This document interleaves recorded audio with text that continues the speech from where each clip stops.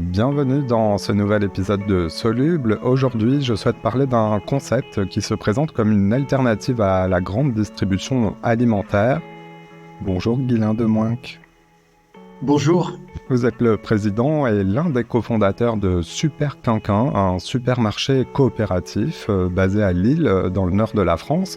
On va voir ensemble comment fonctionne votre commerce et ce que l'on peut y trouver concrètement. Mais d'abord, dites-nous comment est née l'idée de ce supermarché qui appartient à ses clients. Alors, l'idée est née de la rencontre de quelques Lillois avec le Tom Booth, le fondateur de la Louve à Paris. La Louve, c'est le supermarché coopératif qui est le premier supermarché coopératif et participatif installé en France sur le modèle du Park Slope Food Co-op à New York. Et une fois que ce supermarché a été installé, ils ont commencé à en parler un peu partout. Et nous, on a rencontré un peu par hasard Tom Booth qui venait présenter le projet à Lille et rassemblé autour de celle qui a été notre première présidente et l'actuel directeur général du magasin. On a eu envie de tenter l'aventure et de tenter de monter le même projet. Alors ça fait depuis quelle date, depuis combien de temps ? Depuis 2015. Cette rencontre, c'est 2015 et on a ouvert notre premier supermarché dans un format de supérette en 2016 et l'actuel supermarché dans vraiment de taille de supermarché en 2020. Alors justement, pouvez-vous nous décrire ce magasin ? Ça ressemble à un petit supermarché classique ? Alors ça ressemble à un supermarché d'une surface de 400 mètres carrés, enfin l'espace de vente 400 mètres carrés, 300 mètres carrés de surface de stockage. Et à l'intérieur, c'est comme un supermarché, des rayons frais, des rayons d'épicerie sèche, les rayons d'hygiène, entretien de la maison. Et peut-être que ce qui est un peu particulier, ce qui est un peu spécial, c'est plutôt autour de l'ambiance et de ce qu'on vit à l'intérieur que ça se passe. Enfin, c'est quand on rentre dans ce magasin, on- quand on y rentre en tant que client, en tout cas, on a vraiment l'impression d'acheter à un autre endroit que dans un supermarché. Les gens se disent bonjour, sont contents de se voir, se croisent, et il y a une vie et on sent cette atmosphère qui est un peu différente de celle d'un supermarché. Alors, restons un petit peu dans les rayons quelques instants. Donc, dans le détail, quels sont les produits qu'on trouve ? Vous m'avez parlé de différents rayons, mais c'est surtout une première motivation autour de l'alimentation. Comment sont sélectionnés les produits ? Alors, la première motivation, c'est de pouvoir remplacer complètement l'offre d'une grande distribution. Autrement dit, on a dans le supermarché toute l'alimentation, euh, produits frais, épicerie sèche, les liquides, avec le souhait, c'est effectivement le cœur de nos produits, le souhait de mieux consommer, de mieux manger, de mieux s'alimenter. Et puis, à côté de ces rayons d'alimentation, il y a tout ce qui permet d'entretenir sa maison, les produits d'entretien et les produits d'hygiène. Et viennent s'ajouter au gré des saisons un rayon plus saisonnier, les classiques, hein, autour de Pâques, des chocolats, autour de Noël, cadeaux, plutôt, tout ce qui est plutôt cadeau, autour de la rentrée, les produits pour rentrer. Mais vraiment, l'idée, c'est ça. C'est que quand je sors du magasin, je n'ai pas besoin. J'ai trouvé tout dans le magasin, tout ce dont j'ai besoin pour éviter si je le souhaite évidemment, éviter de me rendre dans une autre grande surface. Alors, comment les produits sont-ils sélectionnés pour mériter leur place dans les rayons de Super Quinquin ? Les produits, ils sont sélectionnés de manière à répondre à deux objectifs. Un, mieux consommer, et je vais revenir après à ce qu'on entend par mieux consommer, et deux, permettre à chacun des clients d'être attentif à son porte-monnaie. Ça veut dire que on va choisir des produits majoritairement bio, majoritairement locaux, et avec une politique de marge faible, on va pouvoir vendre ces produits à un prix qui sera plus accessible qu'ailleurs.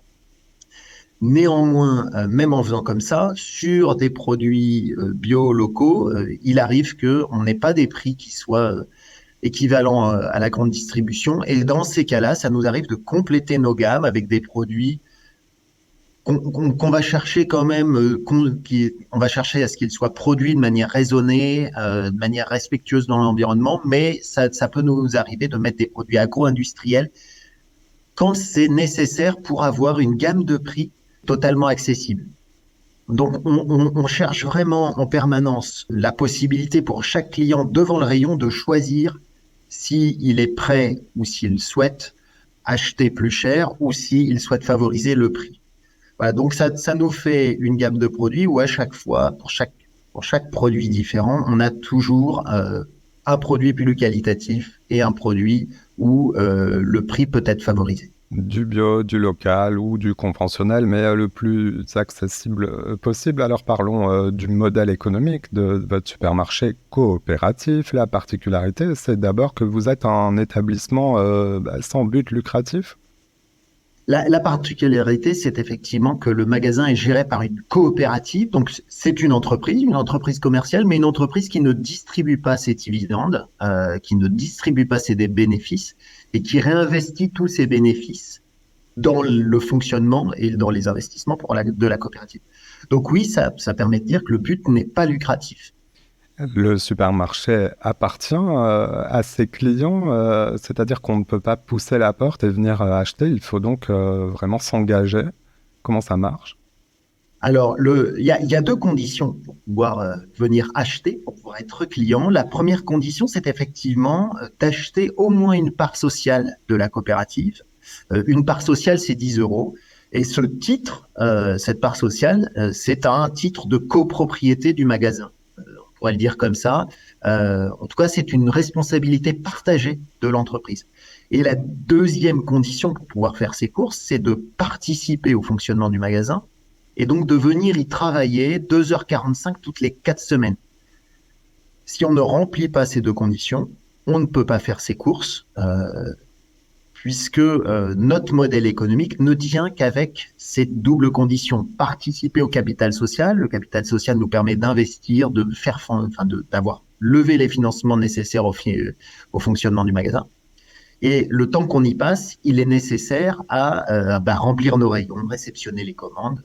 Si on ne remplit pas ces conditions, on peut évidemment venir nous visiter, nous rencontrer, et on accueille tout le monde, puisque notre manière de fonctionner est très particulière, et donc on dédie du temps à l'expliquer, puisqu'évidemment, si on ne prenait pas ce temps-là, ça serait plutôt un cercle fermé, ça n'est pas ce qu'on veut. Chez Super Quinquin, chacun met la main à la pâte, donc cela veut dire que cela vous permet aussi d'avoir moins de salariés, de contenir ces dépenses-là pour assurer ce modèle économique dont vous parlez. C'est en effet le travail de tous les coopérateurs et toutes les coopératrices qui permet majoritairement de faire fonctionner le magasin. Ça nous permet d'avoir moins de salariés qu'un magasin de taille équivalente, et c'est en réduisant la masse salariale, mais pas que nous réduisons les coûts de fonctionnement, donc on peut avoir une marge basse. Les autres manières de réduire nos coûts de fonctionnement, c'est de ne pas avoir de produits d'appel, c'est de limiter nos surfaces de stockage et donc appliquer une marge fixe sur tous les produits. Donc on a vraiment l'ensemble de ces ingrédients qui permettent de tenir notre modèle économique. Mais ceci dit, on ne peut pas se passer, on a quelques salariés qui assurent la continuité, puisque nous succédant les uns les autres en service pour travailler dans le magasin, il faut bien qu'il y ait des personnes qui, dans le temps, assurent la continuité et puissent passer les consignes. Et ça, c'est bien le rôle essentiel de nos salariés.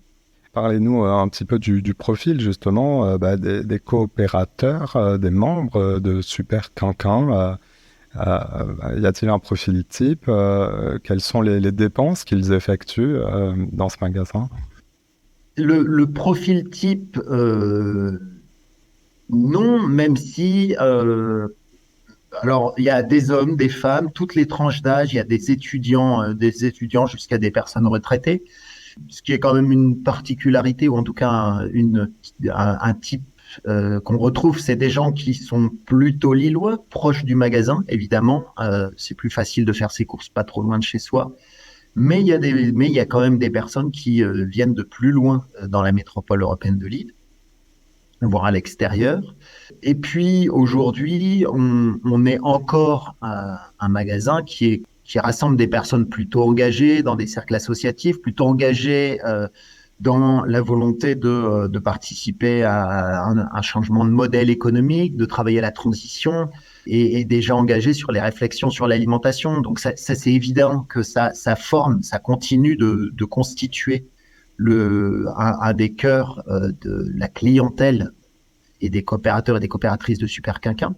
Néanmoins, aujourd'hui, on est à peu près 1000 membres actifs, mais on voit que ça se diversifie, que ça change, que ça s'ouvre, même si on souhaite aller plus loin encore dans une ouverture à plus de mixité sociale qu'aujourd'hui. Alors, quels sont vos objectifs, justement? Alors, à la fois en termes de membres, alors peut-être de panier moyen, plus pour nous l'indiquer. Et puis, je crois que vous souhaitez essaimer ce concept dans votre région. Dites-nous. Pour le magasin qui existe à Fives, nous avons des objectifs d'augmentation du nombre de coopérateurs et de coopératrices. On est, je vous disais, 1000 membres actifs et nous souhaitons, en tout cas, se fixe l'objectif d'être plutôt 1500, 1300 à la fin de l'année 2023 et 1500 fin 2024.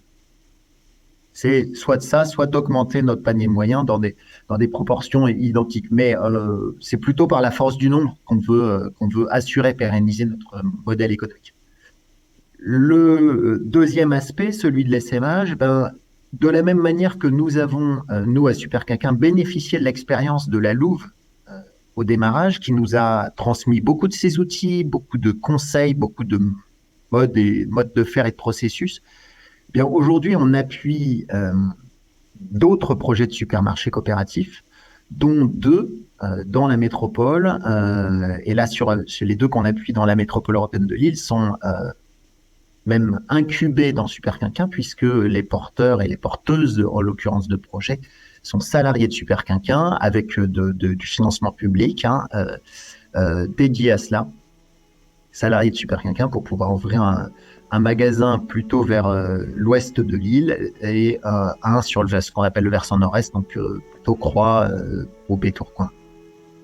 Un autre modèle de supermarché, ça s'appelle donc Super Quinquin, supermarché coopératif, participatif. Donc vous êtes basé dans le quartier de Fives à Lille. Je mets le lien de votre site internet dans la description de cet épisode si vous êtes intéressé pour plus de renseignements et vous y rendre. Guilain, merci d'être passé dans Soluble. Merci beaucoup. Voilà. C'est la fin de cet épisode. Si vous l'avez aimé, notez-le, partagez-le et parlez-en autour de vous. Vous pouvez aussi nous retrouver sur notre site internet csoluble.media. À bientôt.